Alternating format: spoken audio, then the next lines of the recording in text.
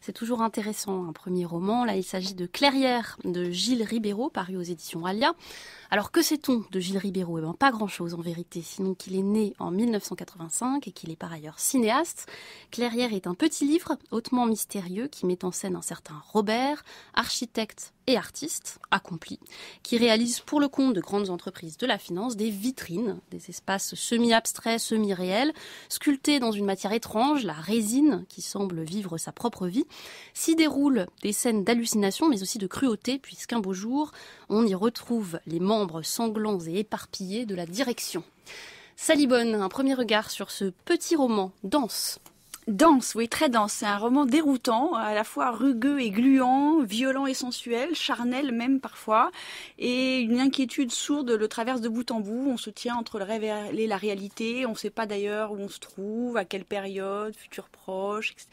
Et d'ailleurs, on est parfois un petit peu perdu, mais ce qui est assez étonnant, c'est cette dimension de la fluidité, des flux, de la circulation, d'une matérialité aussi. Hein. Il y a des glaires, ça sointe des corps et ça soigne des espaces environnants. Et il y a ce rapport-là, en fait, que le personnage que vous avez cité, Lucille, qui s'appelle Robert, qui est le personnage principal, dit à un moment donné, on ne distingue plus l'intérieur de l'extérieur, et c'est bien ce qui arrive à la fois au personnage, au texte lui-même et à toute l'histoire. C'est-à-dire on sait jamais si il y a une espèce le corps se dilate et vient toucher l'espace environnant, parce que cette résine qui sert à fabriquer des architectures, en fait, elle est vivante et elle est à la fois un espace de projection, une projection de soi, mais aussi elle vient le corps parfois on a l'impression qu'il pénètre. Donc il y a des scènes assez singulières et le texte est quand même assez parfois un petit peu oui, dense, vous l'avez dit, hein, et un peu gluant. C'est-à-dire qu'on a parfois du mal à sortir de cette épaisseur-là, en fait, de l'histoire et du récit. Laurent Nunez. Oui, moi, je suis assez épaté par la manière dont vous arrivez à résumer le livre, parce que moi, j'étais embourbé dans ces quelques pages. C'est une centaine de pages. C'est vrai, d'un premier roman où j'ai eu un mal fou à comprendre de ce que je lisais. C'est vraiment. Alors, c'est un texte qui, du coup, c'est vrai, réalise ce dont il parle. C'est un homme invente une résine qui parvient qui est à la fois presque transparente, lumineuse, et qui forge des vitrines. Alors c'est compliqué parce que évidemment c'est pas des vitrines au sens où nous on l'entend nous-mêmes, qui forge des espaces créés à travers les chiffres des entreprises. Donc du coup, ça provoque dans ce monde futuriste deux choses. La première chose, c'est l'idée de la transparence, la folle transparence. D'un coup, tous les chiffres sont affichés. Et puis, comme c'est transparent, il n'y a plus d'intérieur ni d'extérieur. On voit les bureaux. Et d'ailleurs, on est à l'extérieur et à l'intérieur. Et puis, la deuxième, c'est vraiment l'instabilité. C'est-à-dire, comme les chiffres changent, les lieux eux-mêmes se modifient, etc. De l'instabilité à la précarité, il n'y a qu'un pas quand même. On va découvrir que dans ce monde, vous savez, il y a rien de pire que la transparence. Breton disait dans un livre fameux, je pourrais vivre dans une maison de verre. Non, personne ne pourrait dans une maison de verre, et c'est ce qui arrive presque dans ce monde où tout d'un coup, tout est où on voit tout. Et dès lors qu'on voit tout, va arriver des meurtres mystérieux. Voilà. Et là, on comprend pas. Du coup, qu'est-ce qu'on a raté, qu'est-ce qu'on n'a pas vu justement. C'est un texte. Je dis tout ça et je triche un petit peu. C'est-à-dire que je dis tout ça parce que j'ai vu un entretien de l'auteur parler aux représentants d'Alia, d'une formidable maison d'édition avec un livre qui est vraiment magnifique, le volume même. Toujours très beau plastiquement, il faut vraiment le reconnaître. Livres d'Alia. Mais alors, pour comprendre ça dans le livre, il faut se bagarrer avec une prose qui est épaisse, qui est complexe. C'est un livre qui est une gageure, parce qu'il doit à la fois décrire un lieu qui n'existe pas et à la fois décrire le contraire de la raison, c'est la folie. Donc c'est vraiment deux enjeux qui me semblent démesurés pour un premier livre. Du coup, on entre dedans, on en sort difficilement. C'est extrêmement intéressant. Il faut y regarder, il faut planter, vraiment se planter dedans et y aller, mais c'est pas de tout repos. Je vais lire le début pour qu'on visualise, pour qu'on entende la prose de Gilles Ribéraud. Il se tâtait le ventre parfois, sondant le gras qui le gagnait. Il y faisait le point sur son existence physique. Ses doigts cherchaient à travers les poils, pinçant la peau et roulant le pli entre le pouce et l'index. Il adorait ça. Palper le temps qui passe et s'en aviser. Cette fois-là, il s'aventura plus loin et poursuivit la fouille en bougeant circulairement jusqu'au nombril. Il enfonça son index, surpris du résultat. Une phalange entière. Il l'avait toujours connu dégagé, situé à peu de choses près sur le même plan que son ventre, en surface, lisible, transparent. Il l'appréciait pour ça. La jeunesse éternelle, l'arrivée au monde 1000 fois répétée. Elle s'était faite hier, quand bien même les jours, les mois, les années disparaissaient. C'était même pour ça qu'il pouvait le nommer et le reconnaître comme nombril. L'agencement de lettres et la sonorité qu'il produisait en bouche, portée par ces 2 syllabes dialectiques, ne renvoyaient pour lui qu'à ce moment de grâce d'avant la chute, où la souillure n'était que germe, cerclé dans l'épiderme sectionné. Moi, je suis très impressionnée par cette écriture, je dois le dire. Sally Bone, on ne sait pas exactement ce que vous en avez pensé. Circonspect. Alors, oui, j'étais un peu circonspect d'abord parce que j'avais parfois du mal à le lire et j'avoue avoir en fait recommencé après l'avoir fini pour essayer de comprendre en fait de quoi il s'agissait. Et je trouve quand même que l'enjeu qui est de parler, de se projeter, parce qu'il est question de ça. Il faut rappeler que Gilles Ribéraud, il est plasticien et que cette question de la projection, puisqu'il est plasticien, vidéaste, cinéaste, vous l'avez dit, il fait des images. Et il fait des images où la question de la projection, elle est essentielle. On peut regarder son travail, il a un site internet, donc j'ai eu l'occasion d'aller regarder. Et effectivement, cette question de la projection, elle est essentielle. Et donc, on se projette dans un monde dont on ne sait pas effectivement ni où, ni quand, ni même comment. Et l'enjeu est pour lui quand même de révéler quelque chose. Il y a, on pourrait dire, un arrière-plan un peu politique, c'est-à-dire les flux financiers, on est dans un district financier, ce qui apparaît, c'est les flux, justement, c'est la circulation, cette question de la transparence, Laurent, vous l'avez évoqué. Donc c'est aussi l'espèce de violence, puisqu'il s'agit de violence, c'est quand même, il y a des scènes extrêmement violentes dans le livre, c'est la violence, en fait, de ce, on va dire, capitalisme néolibéral, exacerbé dans cette invention, puisqu'il est soi-disant savant fou, ce Robert, à la fois architecte et savant fou, dans cette invention qui consiste à jouer de cette indistinction entre à la fois le dedans et le dehors, entre le travail et la vie intime, et on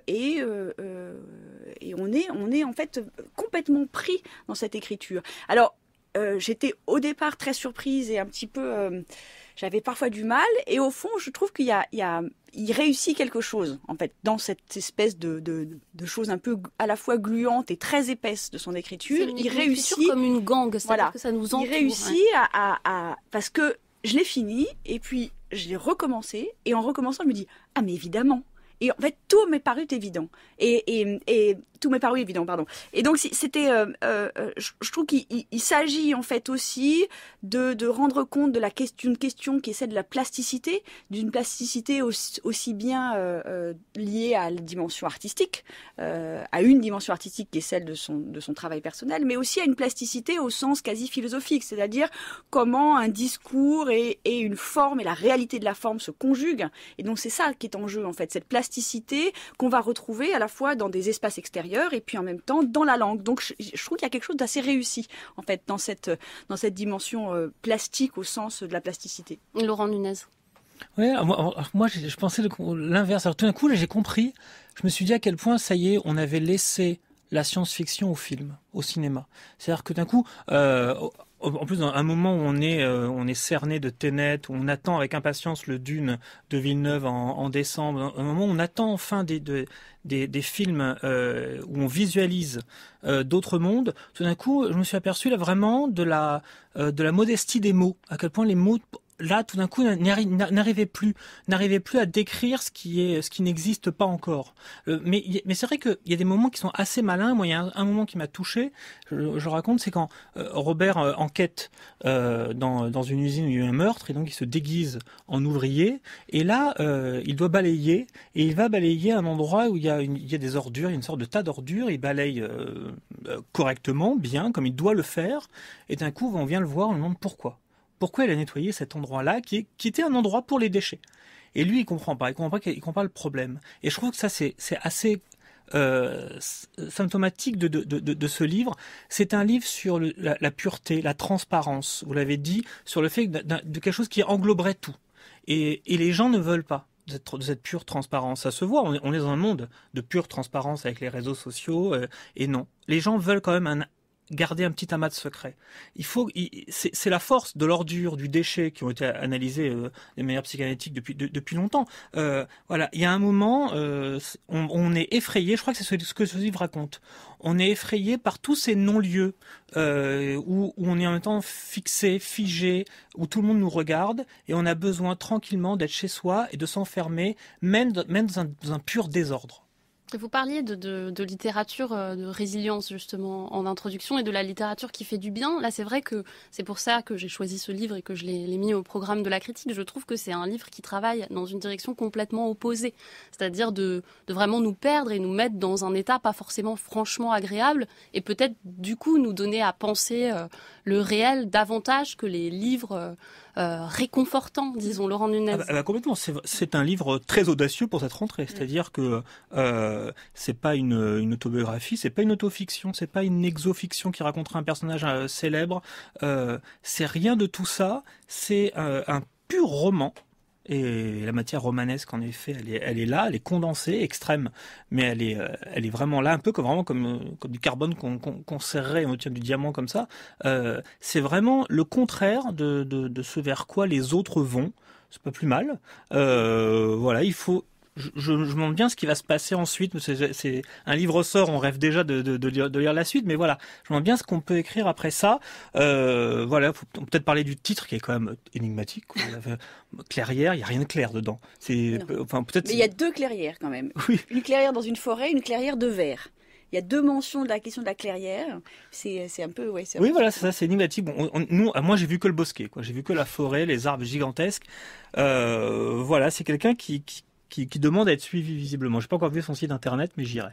Sally Bone. Oui, il y a d'ailleurs une œuvre qu'on voit sur le site qui s'appelle Clairière, qui est une œuvre qui accompagne le livre et qui est une série de photos, une boucle de